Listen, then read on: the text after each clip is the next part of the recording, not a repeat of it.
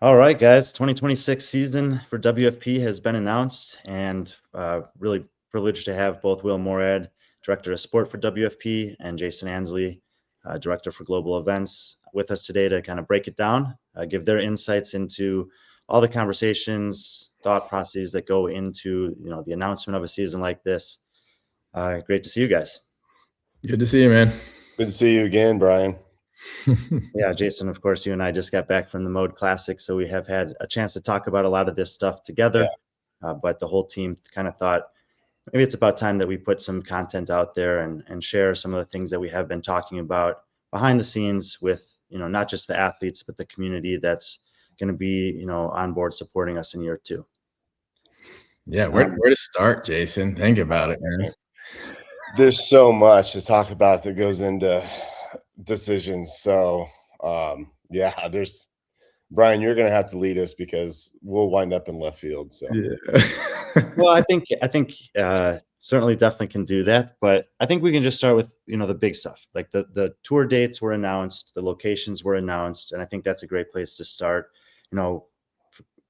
People see competitions announce dates all the time. I think there's a lot of context that goes into that may be lost. So, and obviously, Jason, you have a lot of experience that with your own comps, but for WFP in particular, when you land on a location and a date and a venue, what does that look like, and what was kind of the process leading to Mexico City Grand Park in Copenhagen for year two?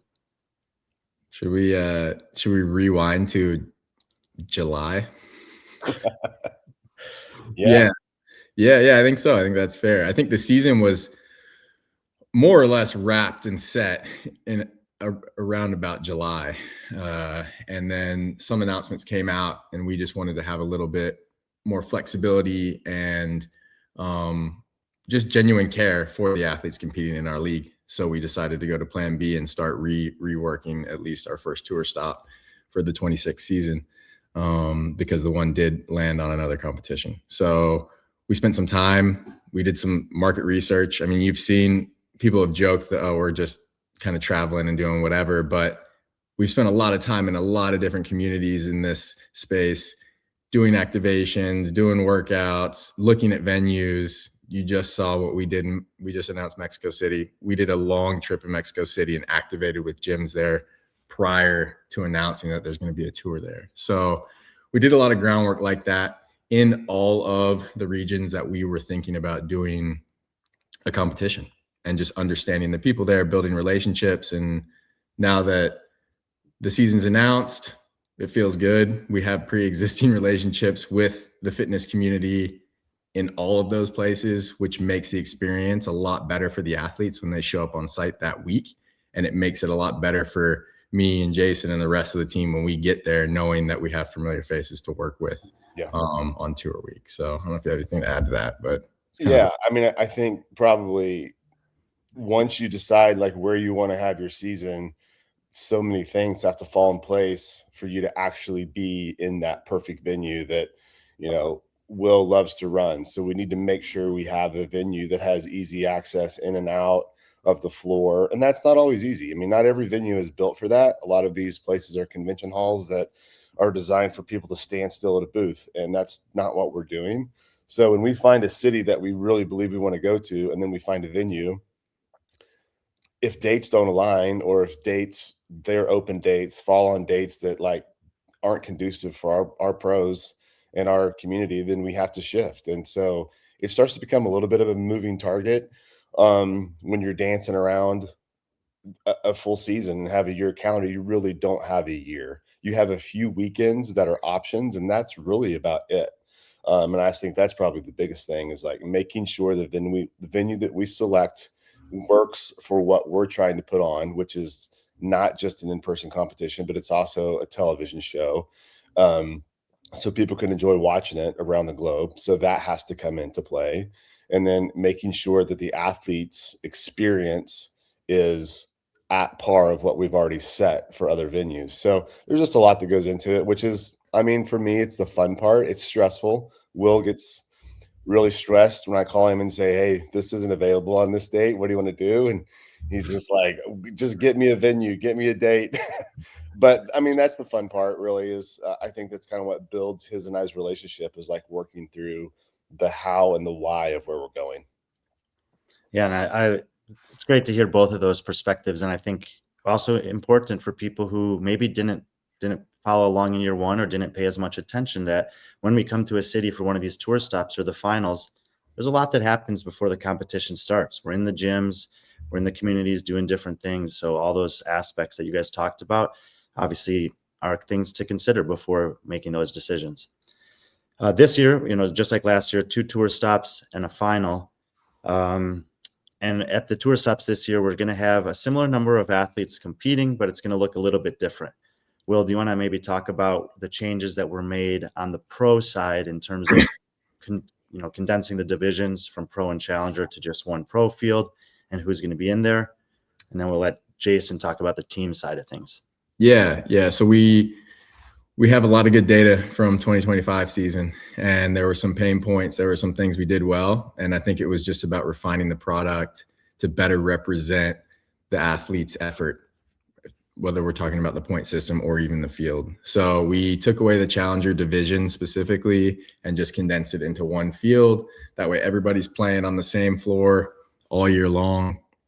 We adjusted the point system to just better reflect every workout mattering throughout the year. So people can look into the point system and we don't have to get into it in detail, but every workout at every tour stop matters this year. And that is the most pure, fair representation of who the World Fitness Champion will be in December 2026 in Copenhagen. So little things like that, just to refine what the sport is doing, felt really good to us, made sense. We talked to a lot of athletes. We had a conversation with the coaches in Phoenix about this, and everybody seemed to agree that this was the most fair way to allocate points. And we went from there. I mean, there's little things that we kind of toyed with the double point system for the finals, and we came to the conclusion that there's going to be more workouts at the finals, so there's going to be more points available, and that will reward athletes for being at the finals a little bit more. So I think it rewards consistency. It's a refinement of what we already did. It's not out of left field. Our qualification process is pretty much the same. The number of tour stops pretty much the same, and the point system's a little bit better. So I think we're happy with it as a team. I think it will make more sense to the fans that are following, because the points did get a little hairy there at the end of the season, and trying to explain that from some to just to the layman was kind of hard. So I think we fixed that. But yeah, I'm excited about it. I think the athletes will feel the race a little bit more all year, because there's not 2 separate points going into the season. And hopefully it comes down to the line like it did this year. I mean, we had so many ties in the finals on the final leaderboard. So we'll see. I think it's a more exciting storytelling opportunity for us. Yeah, that final leaderboard, especially on the women's side, to go through 3 tour stops and have 2nd, 3rd, 4th, and 5th have the exact same points is, I don't know if you could repeat that if you wanted to. So it's hard to argue with the outcome, but as far as the understanding of the outcome, I think it's important that become better for the fans. But yeah, we wound up going to, I think we sat down and figured it to actually finish all of the places out for 2nd, 3rd, 4th, and 5th. We had to go to the 5th tiebreak. Which I've never seen that happen before. And I've been doing this a long time. I've never seen that happen. So there's a few minutes there behind the scenes that I got the results and I saw what had happened and I saw what our tiebreakers were going to be. And I'm like, I can't go with this until I go have Will look like this. Makes no sense to me. So I ran and found Will, and I'm like, you have to come back here to the scoring table. Like, I can't be the only one that has. We were on the floor for the award ceremony. We were everyone was waiting for the award ceremony, and so I ran out and found him, and I was like, "You have to get back here." So we went back there, and one of the first things I told Stephanie, our scoring lead, I was like, "Somebody ask Brian Friend if this is right." I was like, "If anyone's gonna know what these are we doing this correct? Am I reading all of this right?" And we're going back and forth with. Competition corner to make sure numbers are right. We're going back and forth with 3 or 4 different people. Is like, okay, are we comprehending the rule book right? because it went so deep in making sure that. So, you know, at the end, looking back on that, that was really cool. It was really stressful in the moment to get that paper and walk it out where everything had been sorted. But you can't argue with the result. But I agree with Will 100%. It's going to be easier to comprehend the other way. And well, let's stick with that for a second then. Will, obviously we got signed pros and contracts are being sent out and they're going to be a part of the tour stops. If you're not a signed pro and you want to be involved in the season this year, what's that path look like? Yeah, we'll have our first qualifier in February. And for Tour 1, the makeup of the field is going to be the 20 signed pros. We're going to also invite 21st to 30th from the finals back to Tour 1 for 2026. We've added in 5 invites, and then the remainder of the field will come from the online qualifier. So 15 spots for Tour 1. So I think it's given the opportunity to a lot more athletes this year in a different way. I mean, I think we sat down with the team and we were like, you know what, I think it makes sense, especially introducing invites, which are really allocated to athletes that are on the rise or had an injury or like those types of things, or are in specific markets that we think it would be cool. Obviously, they have to have the ability to be an elite athlete. So inviting athletes that maybe are from Mexico to compete in the Mexico City Pro. Maybe there's Midwest athletes that want to come to Indy, like those types of things to stimulate more of a fandom locally, which isn't a secret. Like that's a big reason behind that. And then I think rewarding the athletes, back to the invited athletes from Copenhagen, rewarding those athletes for what they did throughout the season in 2026 and giving them opportunity to show up on the tour and get some points and not have to go through a qualifier. So it made sense to us. A lot of these athletes who came to the finals showed up and did the work and should be rewarded for it. And one of the main considerations when we added the invites was, well, what do we do with 21st from the finals? You know, like we're going to invite an athlete that maybe wasn't there and then negate the effort that those athletes in the finals put in one spot out. So it made sense. It keeps our strength of field really, really high, which I think is the most important thing from a sports standpoint. We want the best athletes in the world competing in the World Fitness Tour. I mean, the goal of WFP is specifically on events and pro sport, and then Project One, which we can talk about later. And that's what we're about. We're about creating a real professional sport, and that's what we're focused on. And with professional sport, typically means best athletes in the world, best field in the world. So I think we've created that. You know, it's a continually growing product, and we're learning. And I think, 27 will be even better. But these little adjustments to the field, to the point system, even adding invites in to keep the field quality high, I think it all adds up to do exactly what I said, which is to create the best fitness league in the world. Absolutely. I mean, all those things you talked about when I was finding out about them in the run up to the announcement, they made a lot of sense to me. And I was happy to see, especially those invites for the athletes to Copenhagen, because as we were sending out those backfills, I kind of knew that these last few athletes into the field, they're not coming there. The points didn't add up. They couldn't really get a pro card. And the performances on the season, weren't indicative of, maybe they could finish 7th here and jump all these points, but they believed in what we were doing. They showed a commitment. They already had done both qualifiers, both tour stops. Some of them still made the commitment to travel to Europe on short notice during the holidays. So I thought that was really cool that you were acknowledging that. Jason, the other thing about the finals was we had this big team field. Yeah. And obviously there's a history of teams in our sport and in our community as well. I also just did a little fun study that the 7 of the 10 most watched sports in the world are team sports. And this year we're going to be offering more opportunities for the teams. I know you're a big driving force behind that.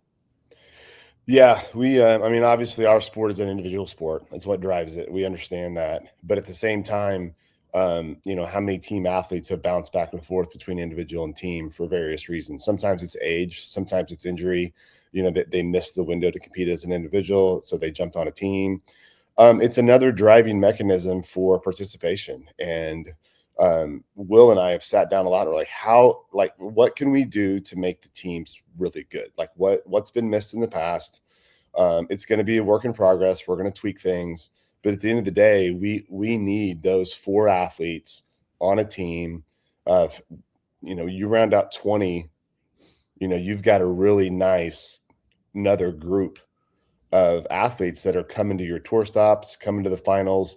They have gym communities, they have families, they have friends, they have followings, they have all of these things that are going to make it feel. It just makes it feel a little bit more rounded out. So, creating the elite teams was important to us to make sure we developed that the right way. We wound up with a really, really good field. We wound up with like 30. We actually at one point had 37 teams, and then due to we had some visa travel issues, and we just had a couple people. When you have 4 people on a team around Christmas, things happen. But I think we still wound up with 35 competing at the finals, which is a lot. But we needed to do that so we could watch that flow and see how it goes. And so we kind of settled in on, bringing 20 to the finals with 100 athletes is a really strong base. And those 20 teams, I think, when you go global with it from around the world, we were very heavy European in Copenhagen. So we would really like to see a new mix of, now that we've had teams for a full season, they understand what it is, have a nice mix that comes to Mexico City. The top 5 teams in Mexico City qualify directly into the finals. So that's going to naturally turn over some more teams with an opportunity at Grand Park. And so then the top 5 teams from Grand Park qualify directly into the finals. And then you have a qualifier that's going to bring in another 5 teams. And then you have some partner competitions. I run one of those where my first place podium team, like, I'm going to be marketing to them now that say, you can come compete at these events. That's a partner event, win the thing, and you have a direct invite to the finals. And then we have a little bit better spread globally about who's going to come compete. So it's important to us to do that. And I think it turned out really well. I talked to a lot of the team. I made sure the first workout that came out, like, I was in the tunnel, I was shaking hands, I was talking to people that I'd never met before, because there's such a wide swath of who was competing, and they were happy. They were very grateful for the opportunity, and we're just trying to refine that a little bit for this year. Yep. Yeah, I know a lot of the athletes who competed on the teams in Copenhagen. They were grateful for the experience, grateful for the opportunity, had an amazing time, and that doesn't happen on accident. It's a lot of planning and detail that goes into it. And I know also you guys were looking, learning, and adapting for the future. And I think that this season for the teams, like you said, it's going to be some new and exciting stuff. Yeah, we try to program. We try to utilize a system that is testing similar to what the individuals test, but there's only so much that you can do with teams of 4 to do that. But generally speaking, we try to, like, the strength. It was important that we got everybody on the floor to do the same strength. And I think at a bare minimum, that's something that we can continue to transition through. So at least they're able to, like, see where they fall. Yeah, one of those team athletes went home with a nice barbell too. That was awesome. Yeah. And that was really, Will's idea was like, man, would it be cool to have everybody do the same lift and somebody that's not a pro win? And it happened first year, which I think is awesome. I think it was perfect. So, a big part of the season is obviously the signed pros. And I know that was kind of a baseline for the idea of the World Fitness Project, Will, that probably dates back a decade for you in some regards. Contracts are being sent out. People are making a decision about what to do. But I wanted to give both of you the chance to talk about what the pro contract means from an athlete's perspective, from the perspective of someone who's been running competitions for 10 years and has talked to many athletes as well. So maybe, Will, you can start on that. Yeah. Yeah. I've been in this space for a long time. Majority of it's been as an athlete. Me and Jason are kind of the opposite on that. But I think the pro contract, really, it creates stability. It creates guaranteed opportunity, not only for prize winning opportunities from WFP side of things, but as an athlete, endorsement opportunities. And, you sign a pro contract and you'll be on the biggest stage in the world in different markets globally, representing whatever brand that you work with. And that makes you a more valuable asset to them. So I think when you talk about professionalizing the sport and things like that, that's what that is. It's the job of the league to do market research and expand it into markets that want to support your league, which we've done in Mexico City and in Europe and in the States. So we're doing our side of things from that standpoint.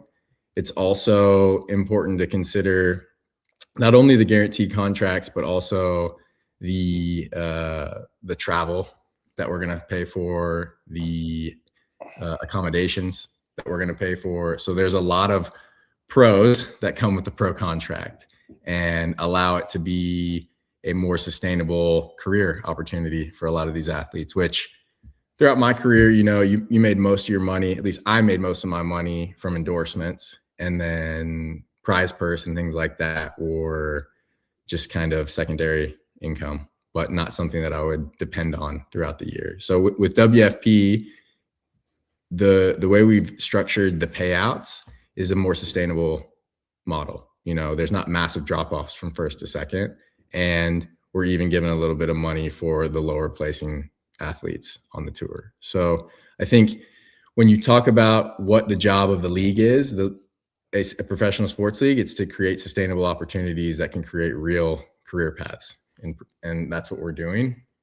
I think on the flip side of that, it's a opportunity for brands to pay out a little bit different. And I think we talked about this before we got online, but if you have an athlete that's highly visible, that's also a pro, and you're Adidas or Red Bull, you can allocate 80% of your budget to your top earner because they're going to have the most impactful NIL for you as a brand. But as a league, we didn't want to make our pay structure similar to that. You need to make it more fair.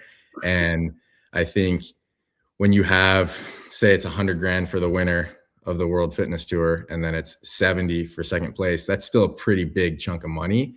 And it's not a huge separation in what athletes are getting paid on tour. So, you've seen guys like Dallin and James talk about how much they made this year as a pro athlete. I think that it's important to understand that the more the league can even out what that looks like, the better the league is and the more sustainable the model is. But yeah, it'd be cool to have the highest prize purse in the space at some point. And honestly, we could.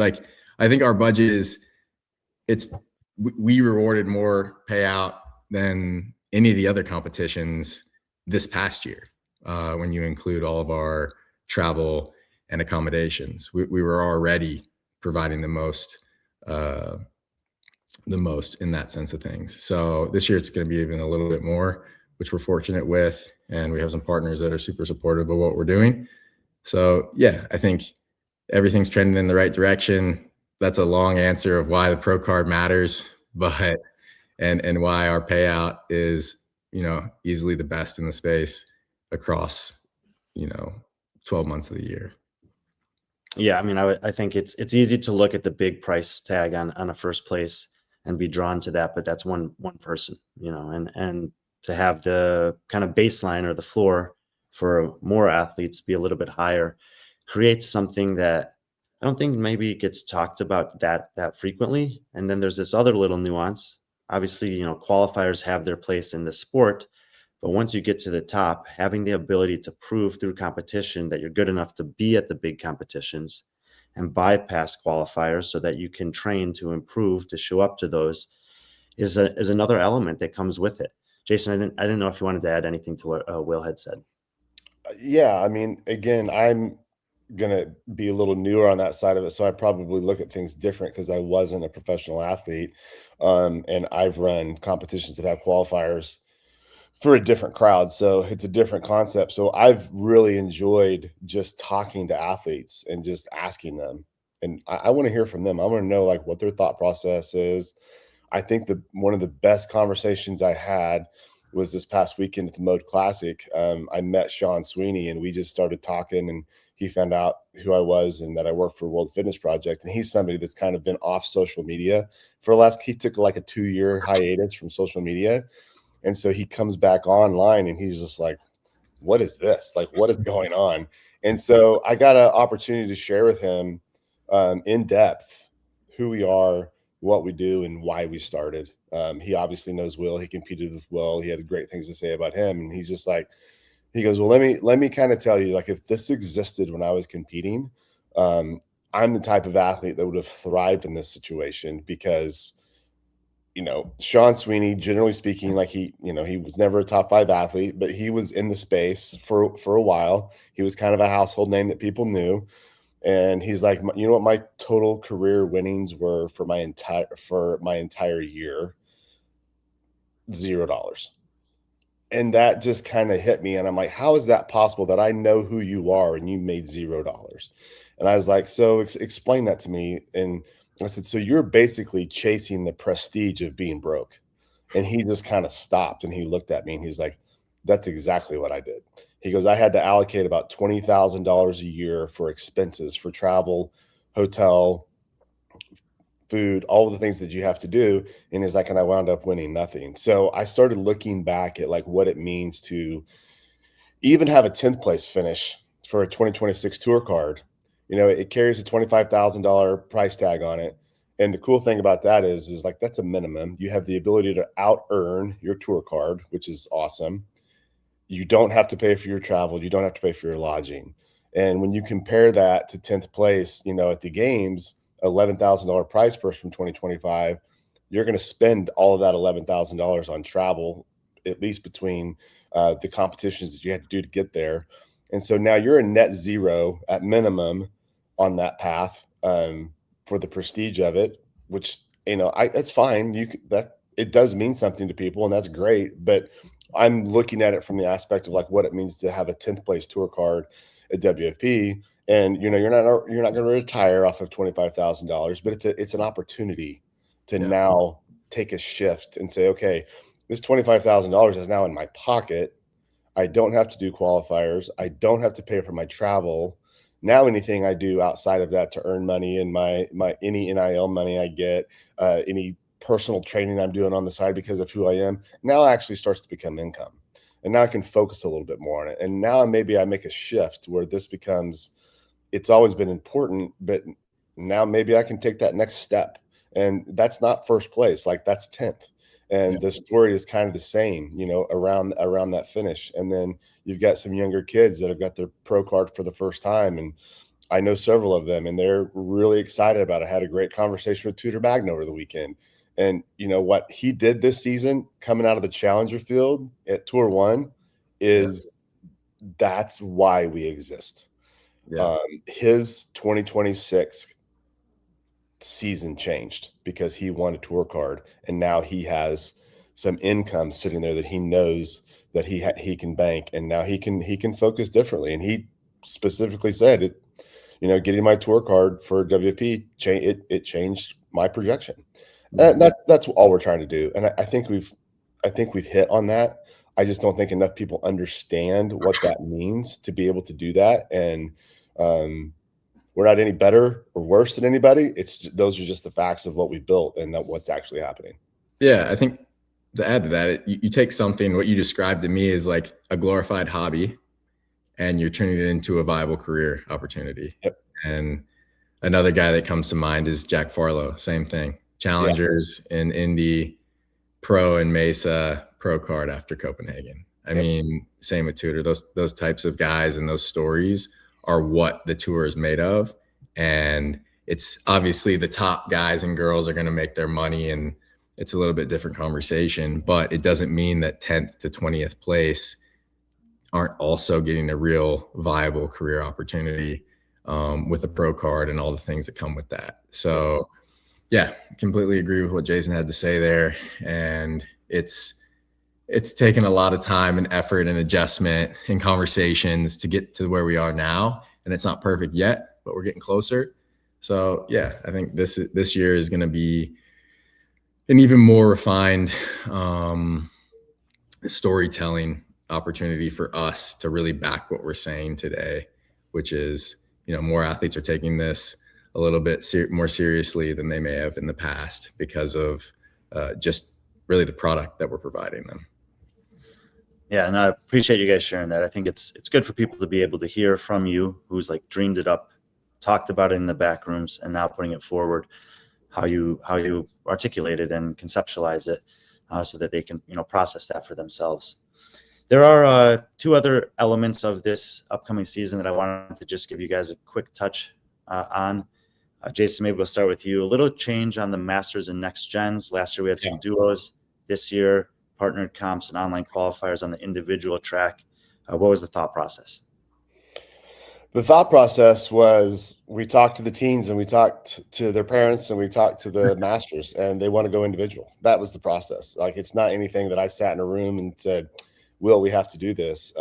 We went out and talked to people, and there's a hunger. It's difficult for teens to find partners because most of the teens in this space, they're not living in the same town as their partner would be. It makes it difficult. And you've got parents and travel and all that sort of stuff. So and we want to turn over talent, and that's why they're called Next Gen. And man, do we have some young talent in this space. And we just witnessed that at Mode Classic. Like, there's some young talent coming up that is participating in sport a different way. And so we want to make sure that we're on the forefront of allowing to turn that over as well. So we want to give them opportunity. It all comes back down to opportunity. Masters is the same way. I'm an ex-retired old Masters athlete.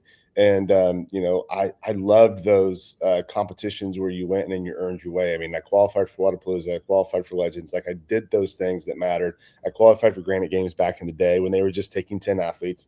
And those things meant something to me. And I did not expect, nor did I care, to make any money at them. It was an experience for me. And that's a little bit more about what we're trying to create for that, is like, we want to reward the Masters athletes. They drive our space. The Masters athletes is your gym, are the ones that are, helping support these guys when they're going on trips and all those sorts of things. Like, Masters athletes have families, Masters athletes have jobs. It's important to bring them in and make them a part of the conversation and make them part of just the community as a whole, and to recognize them in competition in space. So we have partner competitions that are going to be qualifying directly in. And then we also have, an end of season online qualifier to get you there. And I think that that's going to be a really unique piece at the finals. Yeah, no, perfectly said. Talk to people, listen to what they say, and then make the best decisions that you can. Will, the last kind of piece of the puzzle for 2026, it's not a new name, but there's some new initiatives surrounding Project One this year. Yeah, Project One's the hybrid initiative and the hybrid race that we ran at the finals with the pros. And it's a big vertical and a big initiative for WFP in 2026 to grow that, because the fitness space at large is really craving hybrid type workouts. And that's something that we thought we could execute on really well. And it's something that we did all last year. All these activations when we were in Mexico City or in Europe or in the States, when we went and visited those gyms, 9 times out of 10, we were doing a Project One. And it's an easy way to get everybody who comes to a gym involved in the workout. It's completely accessible to any ability level. And that's an important thing, because you need to keep up with the trends. And you see what High Rocks has done, and it's been incredible. And we've, talked to the guys over there, and they've been really open and sharing how they became successful, and they love what we're doing. So, we kind of used some of their model and added our flair to it when it comes to what the workout actually is. But I think it's an aspirational component to see the pros go do this race, and then it allows the accessibility of it to everybody, allows everybody to kind of come around what a WFP benchmark might look like. And I think that's what the Project One is going to be. We did it at the finals. We're going to do it at some tours this year, and then it will be a season-long initiative, whether we're doing them at activations, at partnered events, or at the actual tours. So we're going to actually integrate a pro Project One division at the finals, which will be pretty cool. Maybe we'll invite some of these High Rocks top 15 guys and girls and see if they can throw down and maybe win a little bit of money. But I think it's fun. It's a extension of what the tour is. And I think when you talk about the World Fitness Project as a whole, not just the World Fitness Tour, which is, a part of the company, it's important to diversify and serve all different parts of the fitness community. And we know that, you know, hybrid training is maybe the number one fitness regimen that is going on globally right now. And you need to keep up with trends, and we have the platform and the athletes and the team to be able to execute on something like that and make it really special. And the feedback that we got throughout the year was, man, this is so much fun. Why would we not come do this? You know, it's a little bit shorter than a High Rocks, which I think some people appreciate, some don't. But yeah, it's been a lot of fun. Even Jason started running, which is cool to see. I definitely appreciate the fact that it's shorter. I'll tell you that.